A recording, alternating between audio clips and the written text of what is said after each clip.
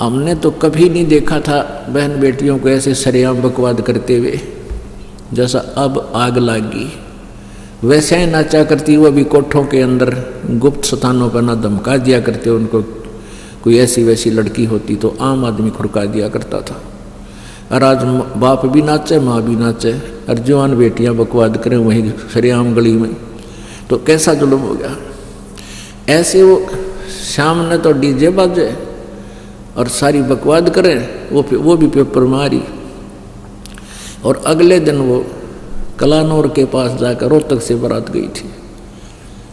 वो दूल्हे वाली गाड़ी किसी 4 व्हीलर या ट्रक से टकराएगी। वो दूल्हा भी मर गया, 5-7 और मर गए। अगले दिन टक्कर मारे बाल पाड़े हुए जो काल डीजे आगे नाचे थी। तो परमात्मा कहते हैं क्यों बकवाद में 5 धड़के फिर अक्के बिजली गिर जाए कब। इसलिए दास ये बताता है कि हमने एक साधु की तरह रहना है। परमात्मा कहते हैं साध सोए जो सीधा चाले।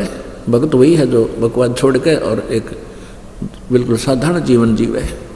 तो नानक साहब जी कहते हैं ना जाने काल के कर डारे और किस विधि ढल जा पासा वे, जिन्ना ते सरते मौत खुड़क दी उन्होंने केड़ा हसावे।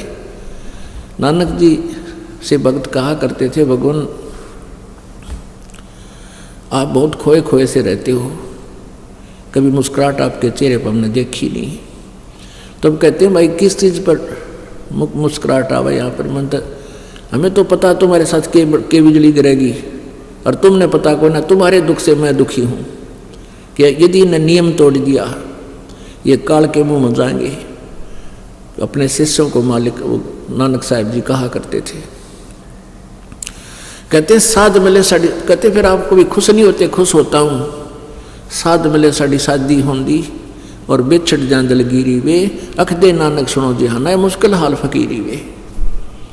ये मेरी भक्त आत्मा साध यानी संत भक्त, साध चोए दो सीधा चाले यानी भक्त।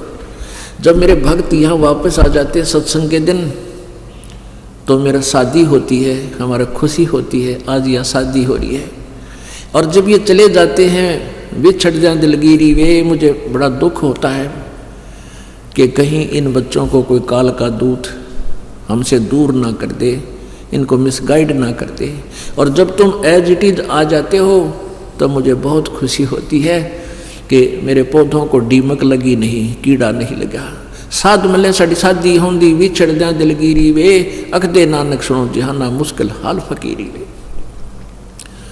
कि इस काल के लोक में भक्ति बड़ी कठिन होगी, क्योंकि सतमार्ग बताने वाला एक और अज्ञान फैलाने वाले लाखों और करोड़ों।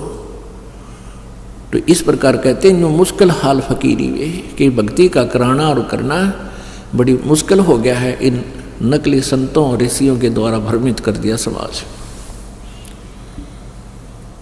तो इस प्रकार हमने अपने इन क्रियाओं को भी सेट करना है।